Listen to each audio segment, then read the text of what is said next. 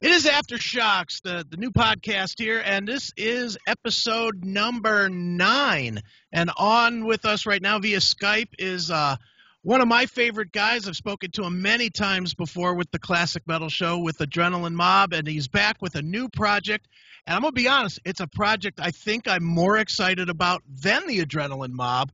It is a project called Her Chariot Awaits. It is a very good, very different from what you might be expecting thing, but it is fantastic. And on the line right now is the guitarist of that project. It is Mr. Mike Orlando. Mike, how are you, man? Hey, what's up, man? It's great to talk to you again, and thanks for the kind words, man. And it's always a pleasure, man. Always a pleasure. Definitely, man. And I have to tell you, man, my first thought, and I'm just going to be outsider looking and giving you the honest reaction.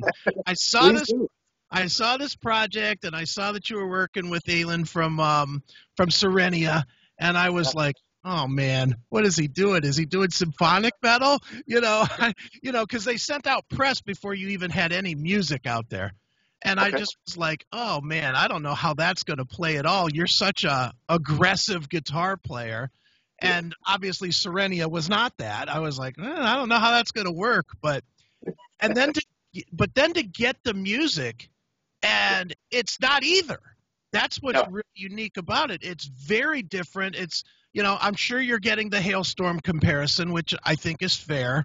But I would hope so, because they're amazing. Yeah, they're absolutely amazing. And if I had to pinpoint what you sound like, what Her Chariot Awaits sounds like, I would say first two Halestorm records. It's very similar. It's rock ready, but yet it's not wimpy. It's very strong, man. So, well, go ahead. Thank you. I mean, that's a huge compliment. What can I say? Lizzie, Joe, and all the guys, and RJ and Josh, they're like family, man. I love those guys. From back when we did a duet in Adrenaline Mob with Lizzie. And since then, we toured with them and became super close. So I just not only love them as people, but my God, what an incredible band. So the comparison is an honor. Thank you. Sure. Well, talk a little bit about this project, Mike. I mean, as I said, it definitely seems like an odd pairing. It obviously works. How did this come together? Was it just a Frontier said, "Hey, here's this person that wants to work with you. Let's make it work," or how did that come together? Well, it's actually, the whole thing started with my dear friend and now manager, Michael Kaplan. Michael is a legend in the music industry. He's been around 40-something years, a huge record exec, A&R guy, and with all the big companies. And now I'm working with him. And then, actually, I know him from Adrenaline Mob because we signed through Michael with EMI. So anyway, fast forward now, he started with me and working with Frontiers, and they've been great. They approached me about 2 separate things, the first being Her Chariot Awaits. And so we started looking for a girl, a female-fronted, a girl who kicks ass. Let's just put it that way. And found a couple of people, and then they sent me, the label found Ailyn and sent it to me and Michael. And I mean, she's great. She's beautiful. She's got a beautiful voice, 5 octaves. It's insane. But I didn't want to do what she did in that band, in her former band. That's just, I wanted to do a rock band, so commercial, hard-hitting, always hard-hitting, because that's just my thing. I just like a little more power, and stuff. So I love bands like Halestorm and Paramore and Flyleaf and In This Moment. And I mean, they're great, women rock, they're friggin' awesome, man. So it was really easy for me, man. So we settled on it. And then, I went marching into the studio and wrote the album, and just wanted it to be fun, hard-hitting, fun, commercial rock songs, but they're not like, they're hard hitting. So it's a combination of what I did in Adrenaline Mob and now a female fronted angle, and her beautiful voice. She has an incredible voice. So very smooth and majestic. Right. But the interesting thing is with her vocals is it's so very different from her past. I mean, you listen to, I think it's Misery as an example, and there's rapping on it. And I was like, Well, where'd that come? You know, that's so Yeah, new from when you're expecting symphonic, that yeah, thing, that was her. That was her. She came up with that whole rap thing. I said, because I basically wrote the entire album, and I would send her the songs, I would sing them, and she would work on them. But that one part, there was like 2 or 3 parts that she wrote, and I said, hey, come up with something for this. And she did that rap, and it was like, all right, you know. Um, I said to her, do something like a No Doubt. I love Gwen Stefani, so Sure. know, her vibe, and so that was the thing. It was a little challenging to get her out of that mindset Hmm. into the rock world. I'm not going to sugarcoat that. But she was great. She was great to work with. She's a real team player, and she worked and worked and worked her ass off, to be honest, because it's so different for her, And I kind of pulled her into this whole different world. Nice. Well, how about for you personally? Was it difficult to be creative, almost by yourself? Because obviously, Adrenaline Mob, there were a lot of creative elements, a lot of creative people that were in Adrenaline Mob, and now, you're kind of being the sole creative force, at least with this record. Was it different? No, it was pretty much the same as Adrenaline Mob, because all the Adrenaline Mob albums, I would go into the studio myself and write all the music and pre-production, all the drums, guitars, bass, and then I would get like 20 songs and go to Russ, and we would start on the vocal ideas I have, and then we would sift through vocals. But musically, it was always me, 100%. So the core of everything was always just me by myself Okay. creating. So there's no different. That's how I do everything. Okay. I go in and I bang out, 10 or 15 songs, sometimes 20.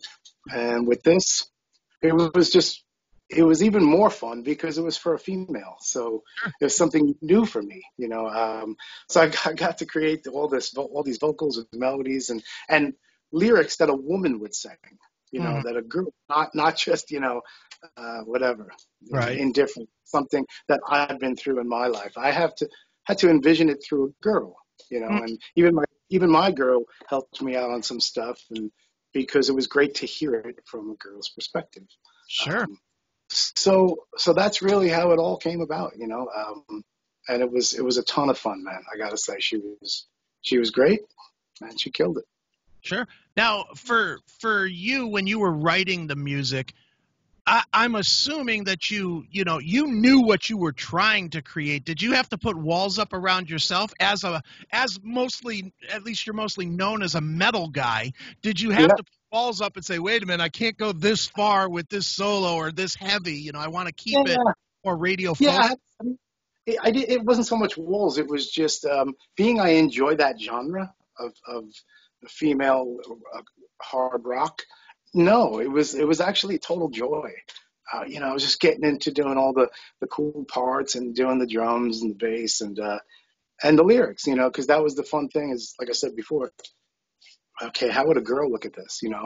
Right. uh, what would she say? So yeah, some of those. I mean, guitar playing wise, there's not tons of it on the album, but I get to have fun, man. I do my thing, and it's more of a song oriented album, so it's not guitars is not top priority, but it's there. I had a ball and had a fun doing a lot of the solos. I always try and keep me in there a little bit. Absolutely. Now you said that that it is song oriented, and you talk about the priority. Is the priority for this radio play? I mean, very specifically, is it to get radio play? Because it sounds like that kind of a record.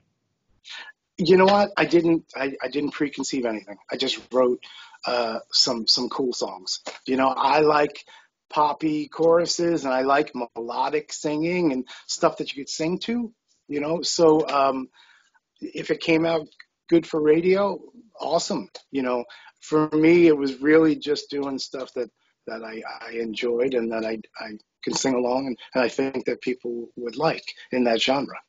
Absolutely. Well, I mean, you listen to it, and there's so many songs on it that could play to radio, which is fantastic. I mean, literally, I mean, I have a million records, the same as you do, and you can listen to this and you can just pick out tracks easily that could go to radio. Misery could go to radio. Dead and Gone could go to radio. Take Me Higher could go to radio. There's Screaming Misfire could definitely, that sounds almost dead on as a Halestorm-ish type of a song that could play very well to radio. I guess my biggest fear as a fan of you, is does Frontiers have the reach in radio to where it needs to get to? I hope so. The company is my first time working with them. They've been great. I love all the people there, Mario and Serafino and Nick and Elio, and of course, Michael is the one who started this all for me, Michael Kaplan. So I hope so. I did the best that I thought for this vision. I think every song I made sure there was no, for me, I don't like to do a filler in an album. For me, it's like 10 or 11 chances to grab a listener, and so I don't take that lightly. I'm very grateful for that opportunity to try and get a fan to like these 11 songs. So I always try to put something in every one of them to just, hopefully grab somebody and say, man, I like that, Definitely. Now, were you responsible, or was the label responsible for the songs that were chosen as the first singles to present? Yeah, they chose that.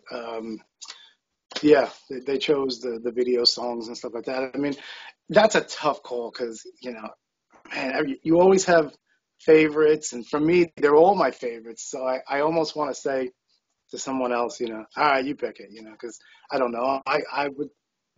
I can pick anyone and do, something cool with a video or something. So it's tough, man. Right. And I don't think there's ever a right answer with it unless it just takes off huge. I mean, if they would have picked one and it did, 30 million plays in the first week or something, you'd be like, okay, the label knows what they're doing. But I hope we can do something for everyone. To be honest, an album should have, a video or some kind of thing for every track these days, I think. Let them all get out there and let people see it that's one thing that's missing, I think, because an album is still a cohesive vision of what you're trying to get across. So get all the songs out. That's my opinion.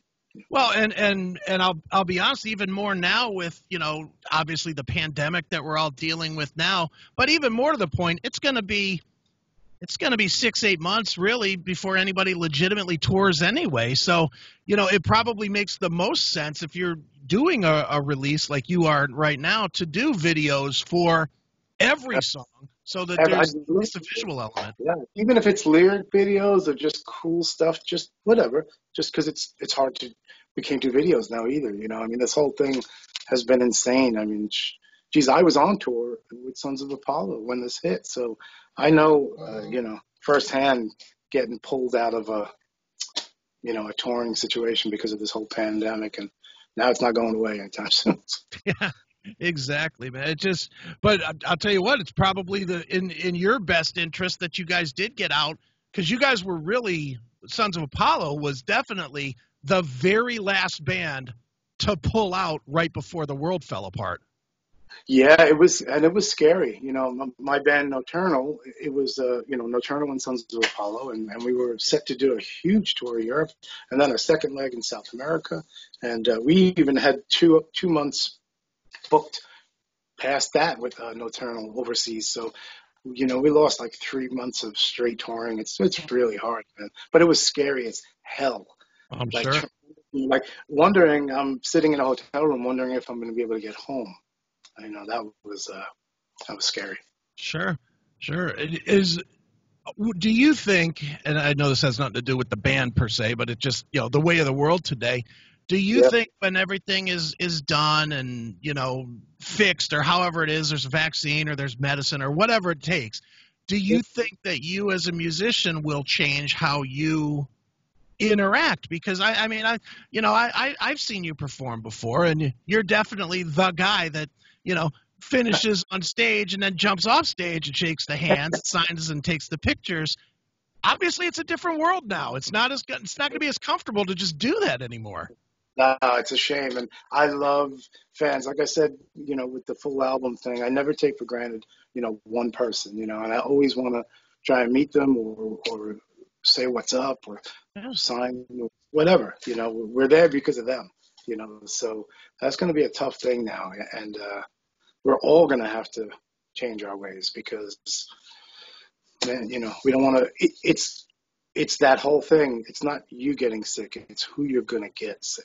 And I have family and I have older parents, that I love dearly and everyone around us. So, yeah, we have to be safe. Yeah, crazy. It's crazy. Now, what does the time we're in right now do for Her Chariot Awaits? Does it make this become almost a lost record, or do you still plan forward with more music, or do you even know? Yeah, it's such a bad time. My God, I mean, I don't know. I've never released an album and not toured or not got out there, and this is just as new for me as tons of other bands and musicians, and I don't know, to be honest. It's a shame. I hope we can reconvene, or who knows? Yeah, maybe by next year, I'll have another Her Chariot Awaits too, and we could put out a double album or something. I don't know. Sure. It's tough to say, man. It's a good question, and that's a scary question. Sure. If everything aligns correctly, does Her Chariot Awaits become a band versus a project?